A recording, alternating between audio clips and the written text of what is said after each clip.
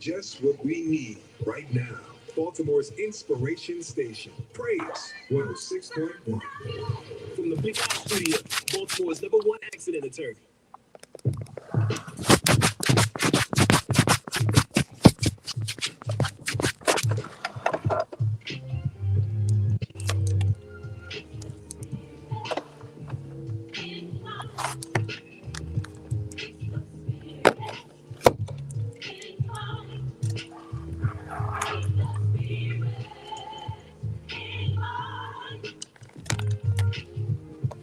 Welcome to the Spirit in Mind broadcast with your hosts, Bishop C. Guy Robinson and Dr. Jonathan Shepherd, where we explore faith and mental health perspectives on current affairs. Let's get into today's season, Spirit in Mind. Hello, everyone, and welcome to Spirit in Mind, where we discuss current affairs with faith and mental health perspectives. I'm Bishop Guy Robinson, and I am so excited about the time that we're going to share together today. Also grateful to have this time with my colleague and co-host, Dr. Jonathan Shepherd. Great day, Dr. Shepherd. Hey, great day to you, Bishop. How are you doing, sir? Doing well, dealing with these transitions. We'll talk about that in a minute. How about you? Absolutely. Yeah, transitions are real, and we are seeing them every day. All is well. It's been a wonderful week. Been a week of where we've experienced some extreme weather here in Maryland, and even last night for those who live in this area. There's power that's still out, even in my neighborhood right now, Bishop, because of the powerful storms and even due to the heat that occurred earlier this week. So we hopefully that all of you are going through this transitional period of seasons changing and that you're making it through. But all is well, sir. Great Spirit of Mind family. We certainly want to invite you to be a part of our time of sharing today. Dr. Shepherd's going to give more detail, but you could call us live right here at Praise 106. That's right. You can let somebody know that we are live at Praise 106, and you can call in to us live at 443-380-2803. Again, that's 443-380-2803, because we want to hear about some of the transitions you're experiencing in life and how you're coping, how you're handling the transitions and vicissitudes of changes of life. And Dr. Shep is going to share some other ways that we can stay connected. Absolutely. And so we want to make sure that you know how to reach out to us. So many of you all have reached out, had so many positive comments from last week, Bishop, as we return back to our season series of transitions. And so many of you all were thankful that we were back. And thank you for those nice words. And we appreciate you. Please reach out to us through our social media pages. You can look up Bishop C. Guy Robinson. He has some wonderful material that you can go and purchase. He is an author, critical collaborations, and working on other books and articles that you can read and use in your library resource. You can also find him as he is the pastor of the Tabernacle Church over there on 2100 West Baltimore Street in Baltimore City. And so you can go hear a wonderful service and sermon and be a part of them. And then you can follow me. You can follow me on my social media pages. You can look me up. Website is up, drjonathanshepherd.com. You can go to my Facebook, Instagram, or to my YouTube pages. If you're in need of direct care services, you can reach out to me for DC and or Maryland. Reach out to me. Let me know if you're in need of direct care services, and I'll do my best to link you up. Absolutely, Spirit of Mind family. We thank you for checking in and for staying connected and for joining us again. You can call in at 443-380-2803. So we want to pick up right where into the subject we've been discussing about transitions. And said previously that the scriptures say that to everything there is a purpose, in the time and the season, to everything, every purpose under the heavens. And hymn writer said, time is filled with swift transition. The philosopher Heraclitus said, change is the only constant So we're always adjusting. And even now, we're in the season of transition. Seasons are changing. Storms are rising, even as different fronts are dealing with the changes of in the atmosphere and those kinds of things. And so life has its changes, and it takes us through those. Careers are changing for some of us, and relationships are changing. But it's important that how we cope with these changes, how we handle them, how we deal with them, how we navigate through them. That's what we want to talk about. So, Dr. Shepard is going to open us up a little bit further into this discussion about dealing with the transitions we face in life. Absolutely. So the transitions that all of us face, and we have to remember, we all face transitions. And if you're not going through a transition currently, get prepared, put your seatbelt on. You're going to be in one real soon. And just to recap, just some of the things that we discussed last week, and we'll take it further. We talked about how the transformation period, which is also transition, if you will allow me today to use those words interchangeably, I know they're not the same, but many times when you're going through a transition, you're going through a transformation. And as you go through that transformation or transitional period, you're leaving one state to move to another. You're leaving one state behind to enter into another state. And that's why it feels like so many of us are coming to an end, because you literally are. Something is coming to an end. It's a restructuring or reconstruction or remodeling of your inner world. You're shedding some layers, if you would, of what was, and now to hopefully be revived, renewed, and regenerated. So that's why many of us are in transition. It is possible to go through a transition and go from one state where it's more positive to negative. That is true. But we want to focus in on hopefully coming from a negative state, if you would, to a more positive state. Yeah, I see ourselves shedding in this time in September, being able to move from where we have been, a lot of us have been experiencing vacation mode, relaxation mode, to now picking back up as we prepare for harvest time. This is a wonderful time as we go into transition for the different things that you have sowed into the ground, if I may use that analogy, the different things that you have put out there. And now it's time for you to reap from that. And that is a time of transition. Something else, Bishop, that also we talked about just a little bit, and I want to recap that and then hand it back over to you. How do you know that you're going through a transition? Because some people tell me, well, Shepard, I don't know if I'm going through a transition. Or what does that feel like? And you must remember that everybody's transition is different. So what and how I handle it and how I feel may be different than you. But remember that we all go through it. But these are just some of the ways to know if you're going through a transition. You feel uncomfortable and restless in your current state or season, if you would. Um, your passions may start to shift. And I've seen that happen even within my own life, even as I've gotten older, even as I've been a resident in Maryland now for the last 14 years. How I came in is not how I am right now. And I get scared when people keep telling me, man, I'm just the same way I was 14, 15 years ago. Okay, that's cool. But I hope that you look different. I hope that you think different. I hope that you even act a little bit different, because that means that you're evolving. It means that you're transitioning. But remember, it doesn't feel good. It is an uncomfortable position to be in as you're stretching. Also, you'll know that you're going through when God persistently turns your attention to a new season. So wherever you turn, you keep hearing about it. Even on this show, I know you probably driving like, man, I was trying to hear something different. And here they come once again, talking about transitions. And, this keeps coming up. And then here's another way, actually, two more ways, Bishop. Doors keep closing in your current season because God's preparing you for a transition to a next season. I know that to be true because there were some doors I was like, yes, get me up out of Maryland. I love Maryland. I'm a Midwest boy, so please don't come for me. But every door I tried to go back there, it wouldn't allow for me to walk through.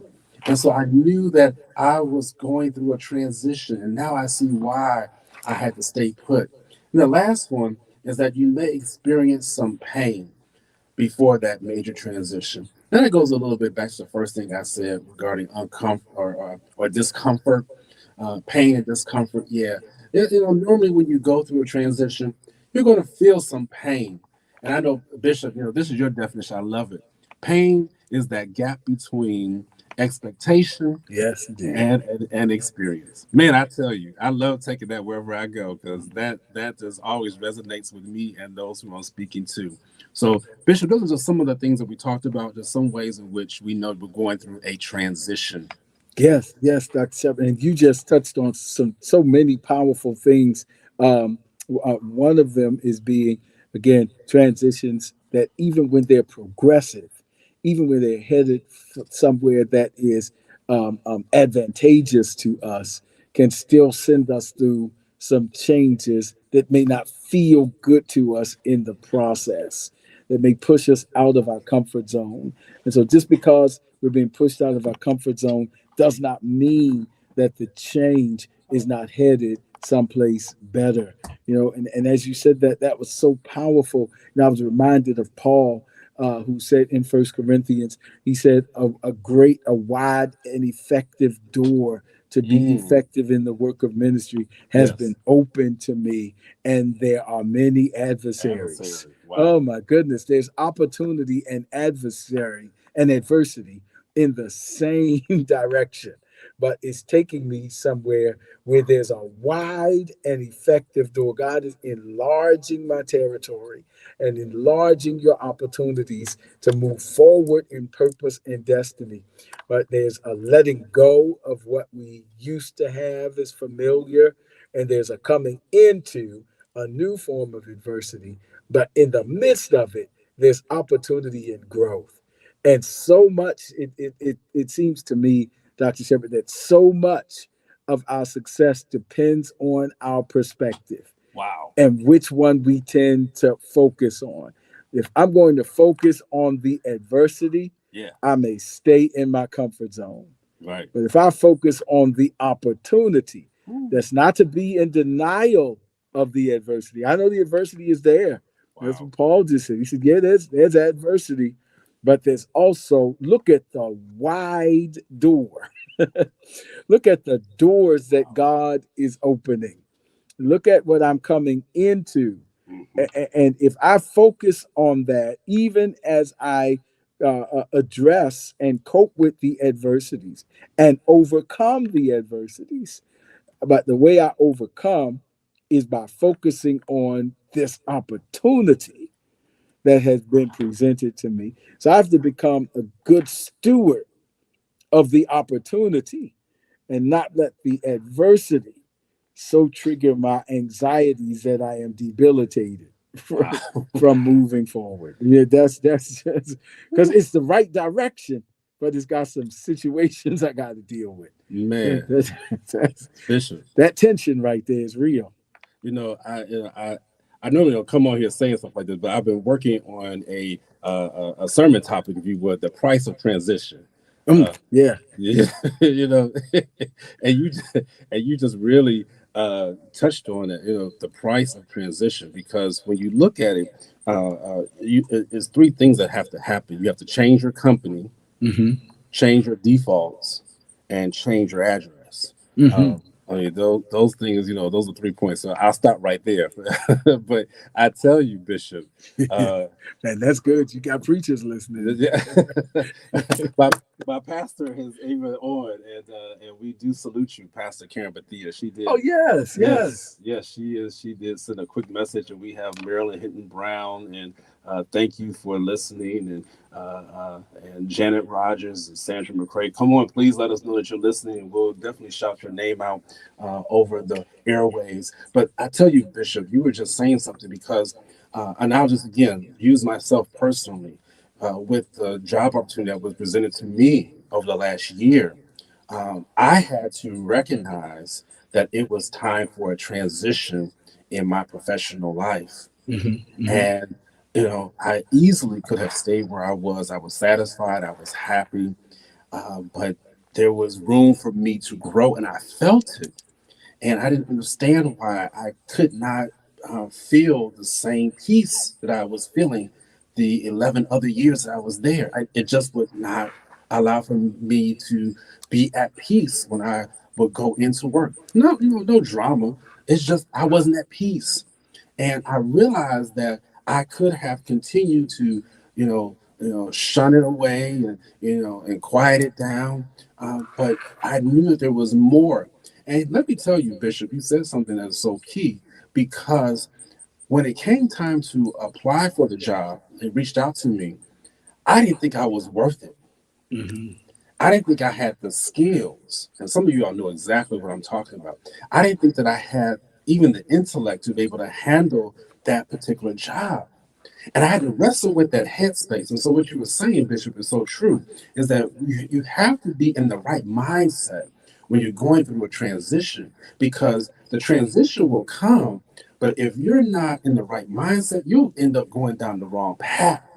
Even when the transition comes, and it's supposed to come, you end up making the wrong decision in the midst of the transition. And I really had to pray myself through. And that's why I'm thankful, for people who surrounded me, who prayed with me. And thank you, Pastor Karen, and those in my circle who prayed through that.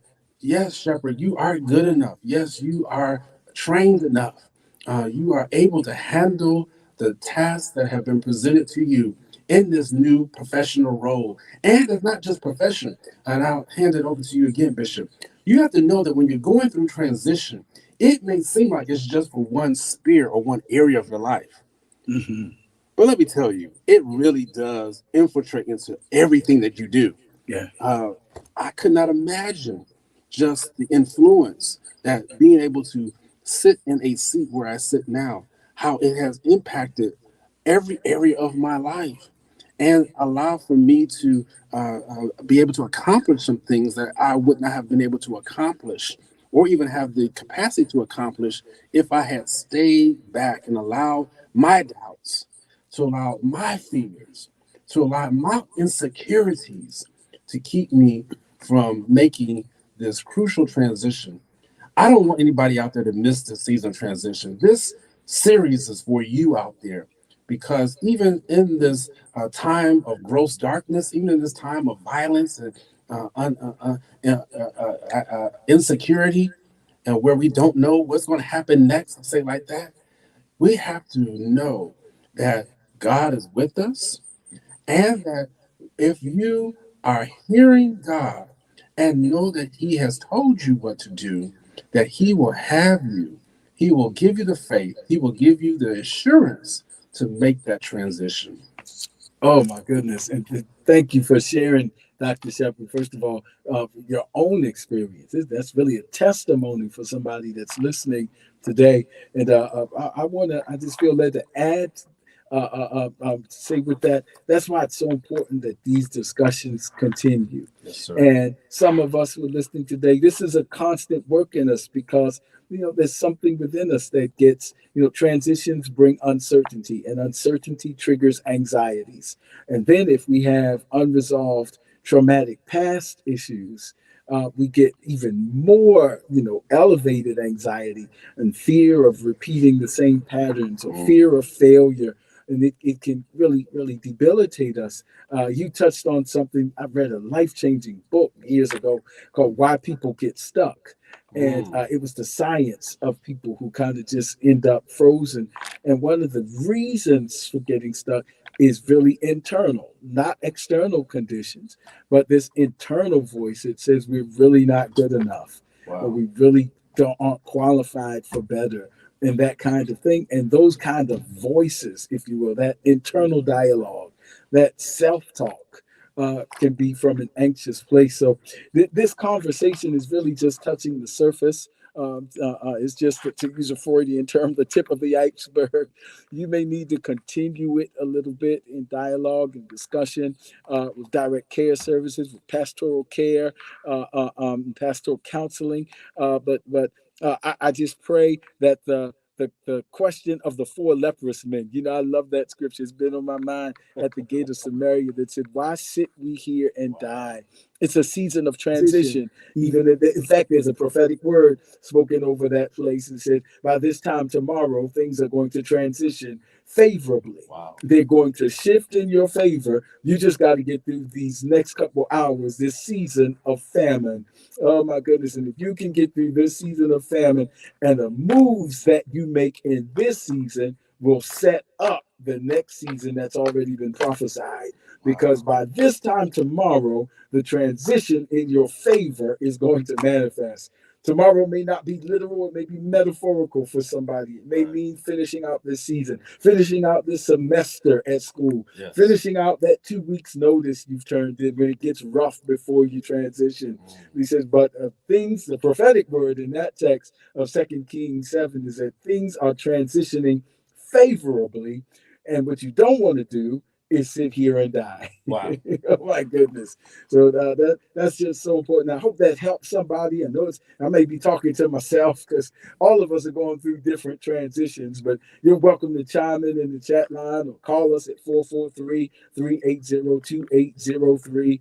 But I'll end with this, Dr. Shepard, back to you. But that's why it's so important that we look at transitions through the lens of faith. And this is to go academic for a minute. Albert Einstein said, or is credited with saying, the most important question we will ever ask ourselves is whether we believe the universe is friendly or hostile towards us, or whether we believe that things are working in our favor or working for our fatality. He says, it depends. He said, that's the most important question. And the answer for us has to be that things are working, that the universe, and we know that that is the favor of God. So we know that things are working in our favor. How do you know? Because we're moving in this transition according to Romans 8. For this we know, that all things work together for good to them that love the Lord. There is a knowledge that comes by faith. I can't stay there and talk about epistemology, but epistemology is the study of knowledge. And I know we're used to knowledge that comes by scientific methodology, but there's also many other avenues of epistemic experience. And so there is a knowledge that comes by faith. Wow. There is a certainty that God settles in the spirit in the city of our sanctified souls, as Pastor Shirley Caesar used to say. So in the city of our sanctified souls, in spite of everything, I believe that this transition is ultimately going to work out for my favor. Wow. I hope that you're not sitting there like the four lepers and asking yourself, will we sit here and die?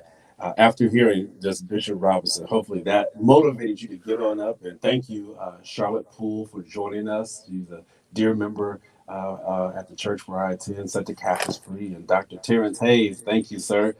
We are back on the air. He was glad to see us back. Wonderful. Yes.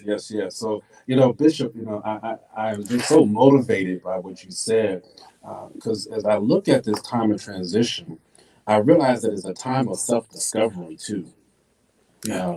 Because when those lepers sat there, they had to really do some work on themselves, introspection, if you will. They had to look and decide what they were going to do. And, for some of us, that can be scary. When you look back at yourself, you say, I don't know if I have what it takes to get up and to move forward. See, the interesting thing about them, they had nothing to lose, so to speak. Yeah. If we get up, they said we're gonna die. The enemy might kill us, and we sit here and we're gonna die. And that's how some of you all are right now. I get it, but some of you are, you're looking at yourself and you say, I don't want to look at myself, Dr. Shepard, because I don't like myself. And again, that's a whole nother lane in itself. But it really does lend to this time of self-discovery, and which I had to do as I was in transition, because it looked at my level of discipline, my time management, my planning, and my productivity.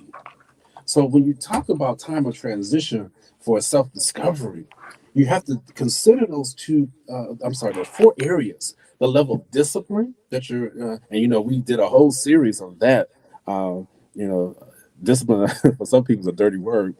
Time management, because as you go through the transition, you have to understand that what you were doing before you can't do now. And that was really, if I go back to that real quickly about the caterpillar that was in the cocoon, how it could literally remain in there for days or even years, depending upon the environment in which it was set in. And so that time management is huge, planning and then productivity. And I'm going to leave that alone, but that's just something that we need to think about. We like transitions sometimes because we want to get out of where we are, but those things have to be taken into account when you're going through transition. Discipline, time management, planning, and productivity.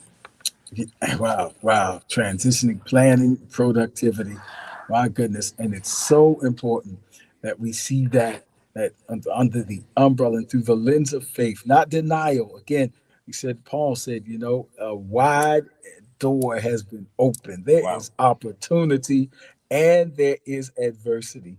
Lord, please don't let the adversity, my fears about the adversity, cause me to miss the opportunity. Mm. That's the and we've been tagging that back and forth with the lepers and said, why sit we here and die? That desperation. Sometimes God will allow our circumstances to get us in a desperate place Yes, to sir. feed our faith. Yes, sir. So he said, oh my goodness, that's a faith position. He said, I would rather this end with me transitioning by faith than in stagnation. Mm. Oh my goodness, and stagnation and fear. So listen, I know we're out of time, but we pray that this conversation has again opened a door for ongoing conversation. You may need to continue it with a direct care services provider, with your pastor. Go to church tomorrow and say, hey, listen, dialogue happening is triggering something in my spirit, is quickening something. But let the conversation continue so that you can continue to move forward in your purpose and destiny. And please, by the Spirit of God, by His grace, we look forward to seeing you next week, next time on Spirit in Mind.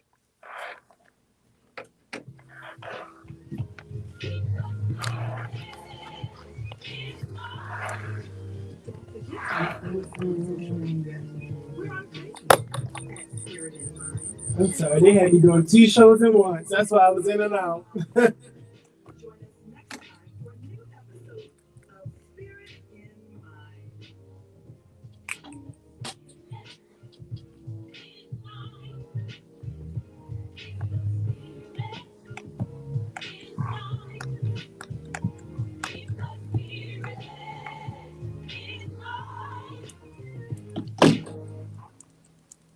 We are known for giving you the best spiritual upliftment that praise has to offer.